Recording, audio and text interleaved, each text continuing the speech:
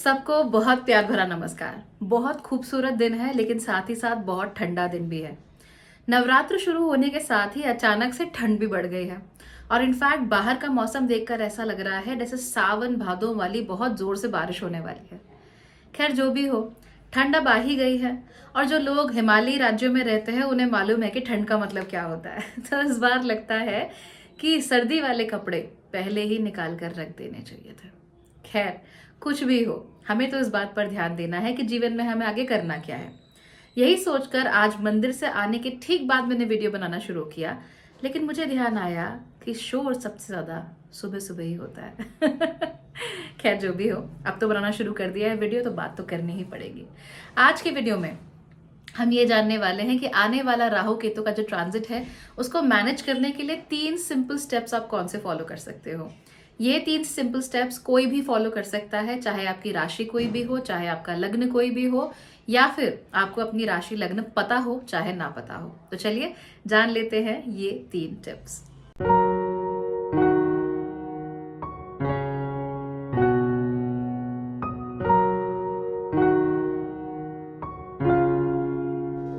नमस्ते। Bhagyashree holistic astrology में आप लोगों का एक बार फिर से स्वागत है।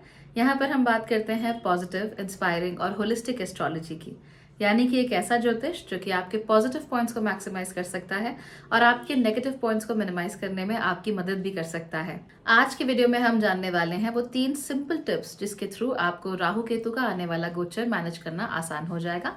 लेकिन उससे पहले of course if you like this channel don't forget to subscribe, and अगर आप इस चैनल को सपोर्ट करना चाहते हैं तो फिर आप ज्वाइन बटन भी क्लिक कर सकते हैं। ज्वाइन बटन क्लिक करने पर आपको सभी वीडियोस दूसरों से कहीं पहले देखने को मिल जाएंगे। इसके साथ साथ ही राहु केतु के ऊपर मैंने टोटल 5 वीडियोस बनाए हुए हैं, जिसमें से 2 सिर्फ और सिर्फ मेंबर्स के लिए अवेलेबल हैं, and those videos contain a lot of information and a lot of predictions as well. तो आप चाहे तो मेंबर बनकर वो सारे वीडियोस देख सकते हैं। ऑफ कोर्स जब भी आप कमेंट करेंगे तो कमेंट के साथ आपके नाम के आगे एक बहुत खूबसूरत सा स्टार बैच बना हुआ भी आएगा, and I am sure you will like it too. चलिए सबसे पहले राहु केतु का गोचर क्या है वो जान लेते हैं। ब्रीफ में समझा देती हूँ, वैसे तो आप लोगों को ऑलरेडी मालूम है। 30 अक्टूबर को राहु और केतु अपनी राशि का परिवर्तन करने वाले हैं। राहु चले जाएंगे मीन राशि में, केतु चले जाएंगे उसके ठीक सामने वाली राशि कन्या में। आप लोग जानते ही हैं कि राहु और केतु एक दूसरे से हमेशा 180 डिग्री की दूरी पर या 7 घरों की दूरी पर रहते हैं और वो हमेशा बैकवर्ड मूवमेंट करते हैं।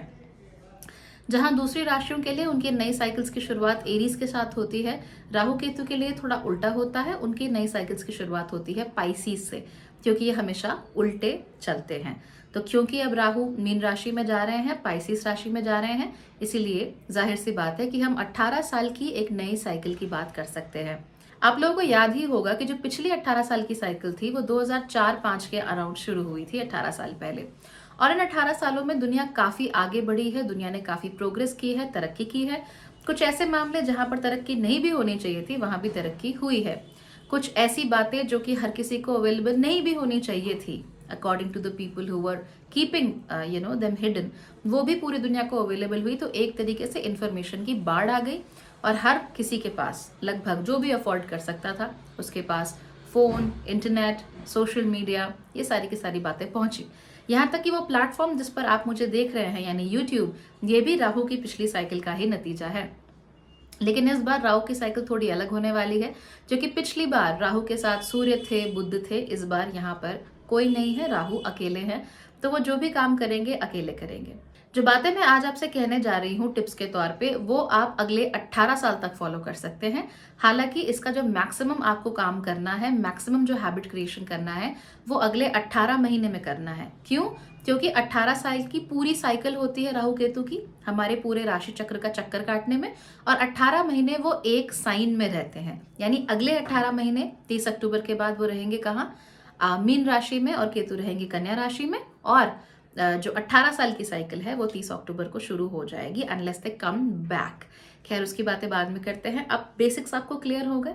बेसिक्स क्लियर हो गए तो ये जान लीजिए कि 3 टिप्स कौन सी हैं जो आपको फॉलो करनी है। अगर इसमें से आपको कुछ समझ में ना आए तो पिछले जो 3 वीडियोस हैं जिसमें मैंने डिटेल में हर चीज समझाई है, राहु केतु के स्वभाव से लेकर क्या ट्रेंड्स बनेंगे और अलग अलग राशियों पर क्या फर्क पड़ेगा, वो देख लीजिए।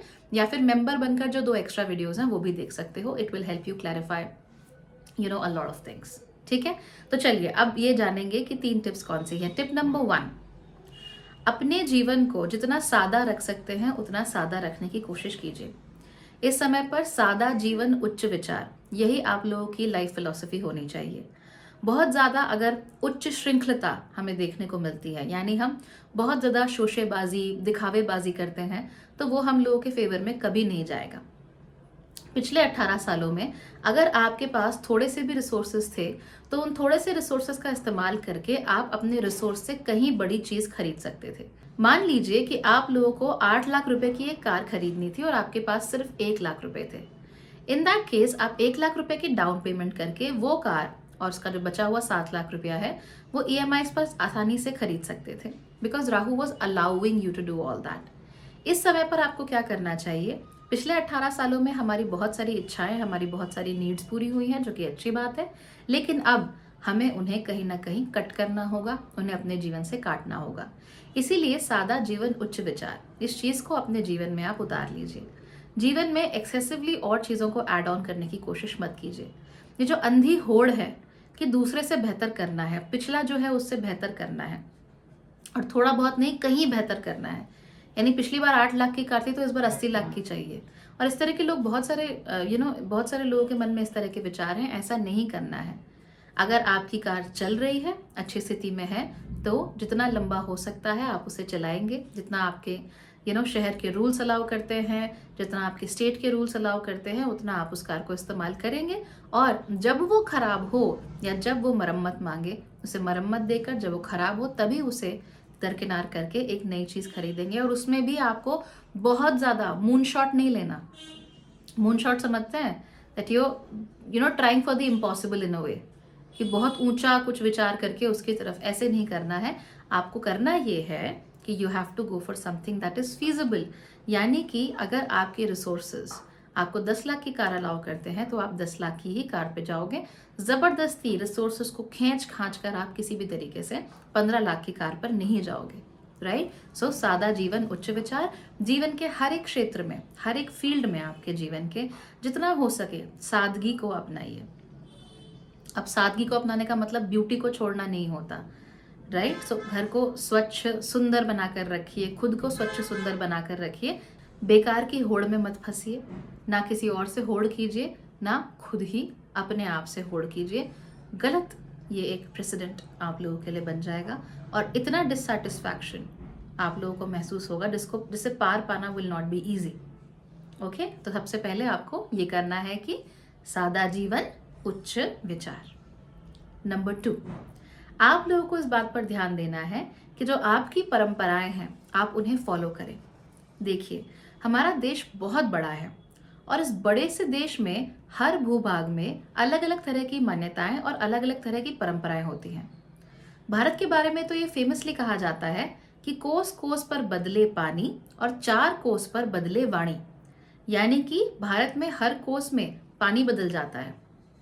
पानी का एक टेस्ट, उसका जो कैरेक्टर है वो बदल जाता है, और हर 4 कोस पर आपकी बोली भाषा बदल जाती है। हर परिवार की अपनी परंपराएं होती है, राइट? हर खानदान में आप देखेंगे हर परिवार में कुछ ना कुछ स्पेशल परंपराएं हैं जो उन्हें दूसरों से अलग बनाती हैं। ये कुछ परिवार एक साथ मिलकर एक गांव का हिस्सा होते हैं या एक कम्युनिटी का हिस्सा होते हैं, और फिर उस कम्युनिटी का, उस गांव का भी अपना एक नेचर, अपना एक कैरेक्टर बन जाता है। बहुत सारे गांव जब एक साथ मिलते हैं तो एक पंचायत बनती है, एक ब्लॉक बनता है, और हर एक ब्लॉक का अपना अपना एक नेचर बन जाता है।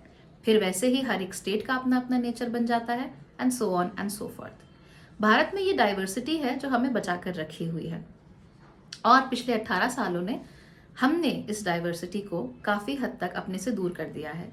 हम लोग ग्लोबलाइजेशन की होड़ में काफ़ी ज़्यादा भागे हैं, यानी हम बहुत ज़्यादा वर्ल्ड ट्रेंड्स, देखो अमेरिका में क्या हो रहा है, देखो यूके में क्या हो रहा है, हम इसके पीछे भागते रहे, लेकिन ये भूल गए कि ये जो डाइवर्सिटी है ये हर जगह है। अगर आप यूके में भी जाएंगे तो वहाँ पर भी आपको अलग अलग जगहों का वही अलग अलग कैरेक्टर देखने को मिलेगा। अगर आप यूएस में जाएंगे तो जो ईस्ट कोस्ट है वो मिडवेस्ट से अलग है, जो वेस्ट कोस्ट है वो जो सदर्न बॉर्डर्स टच करती है मैक्सिको से, उससे अलग है। तो बहुत बड़े बड़े देश होते हैं, अलग अलग किस्म के अलग अलग प्रकार के लोग होते हैं। तो ऐसे में आपको अपनी रूट्स की तरफ वापस जाना है, यानी कि आपकी जो जड़ें हैं वहाँ पर वापस जाना है। जड़ों से कट कर रहना अब हमारे लिए ठीक नहीं है। खास तौर पे जो हमारी आध्यात्मिक परंपराएं हैं उनका हमें बेहद ध्यान देना है। देखिए, इस समय पर बहुत सारे लोग धर्म का चोला ओढ़े हुए हैं और बहुत सारे लोगों को ये लगता है कि केवल अपने स्टेटस पर भगवान का नाम ले लेने से या धार्मिक रील्स शेयर कर देने से या फिर किसी त्योहार पर आकर पूरा गेटअप बना लेने से वो धार्मिक हो जाते हैं। ये धार्मिकता नहीं होती। आपको अपने आध्यात्मिक रूट्स की तरफ बढ़ना है। ऊपर ऊपर से कोई भी धर्म का चोगा पहन सकता है, लेकिन आप लोग धर्म को समझें, ये बेहद ज़रूरी है। और इस धर्म को समझने की शुरुआत किसी यूट्यूब चैनल से नहीं होगी। इस धर्म को समझने की शुरुआत किसी शॉर्ट्स या रील से नहीं होगी। किसी दूर दराज के किसी ट्रेडिशन को आपने अपना लिया उससे नहीं होगा।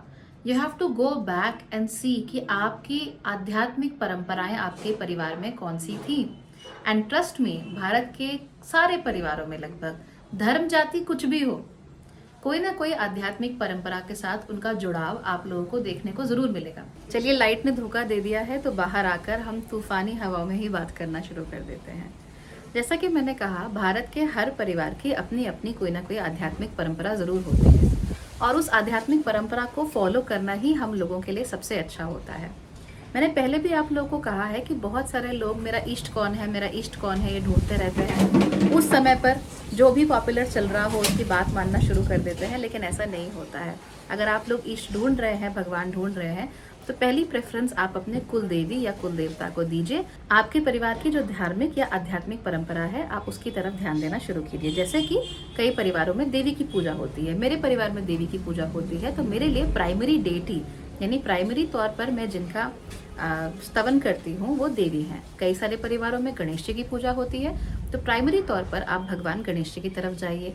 कई परिवार ऐसे भी हैं जहाँ शिव जी की ज़्यादा पूजा होती है या भगवान विष्णु के किसी अवतार की पूजा होती है, तो आप उस तरफ जाइए।